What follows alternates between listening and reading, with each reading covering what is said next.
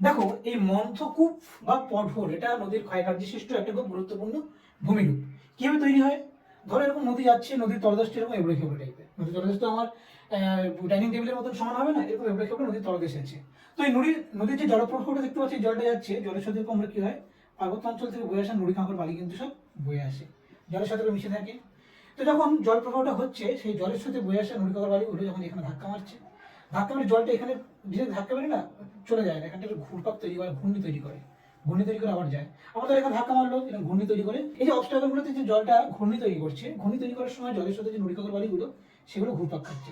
ঘুরপাক খেতে খেতে কি হবে, এই জায়গাটা আছে, এই যে গাটা আছে, গায়ে কিন্তু ঘষা খাবে, খেতে খেতে কি হবে, এই গাগুলো ঘষা খেতে খেতে এবার আস্তে আস্তে এই গর্তগুলো আরো গভীর হবে, আরো গভীর হবে।